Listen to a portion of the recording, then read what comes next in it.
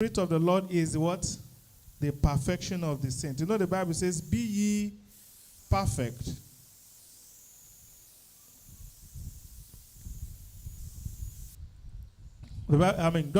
Jesus Christ was talking about, say, be ye perfect as your Father who is in heaven is perfect. But you cannot become perfect if you don't have the Spirit of God.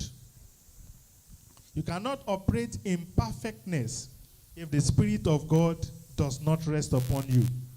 You will just discover that you keep struggling, you keep rising, and you keep falling.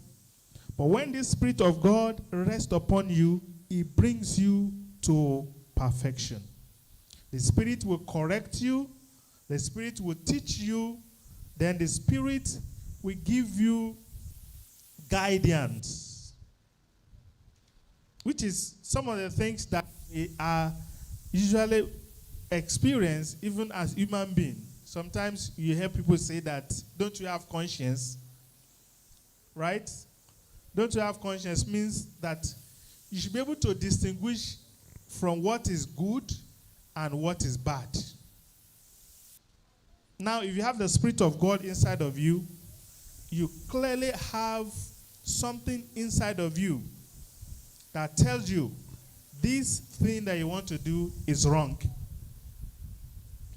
Even though you might try to justify it, that other people are doing it, the Spirit will tell you it is wrong. So when the Spirit of God rests upon you as Christian, it helps you to live a perfect life. And it's also to help the church and also to help you with your ministry. Number 2, the Spirit of the Lord will help you to have the mind of Christ. This Spirit of the Lord will help you to do what? Have the mind of Christ. What is the mind of Christ? What is the mind of Christ? Is to reconcile everyone back to the Father. Is to stand in between the sinner and the Father. Because that's just one thing that Christ came for. To bring back the lost to God. To reconcile men unto God. Yes, we cannot die for the whole world again, but we can do what? Preach the gospel.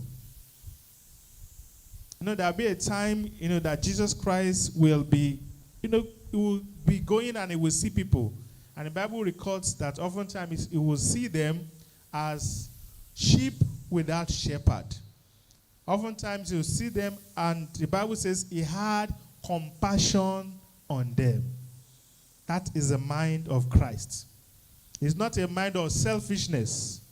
It's not a mind of acquiring the whole world and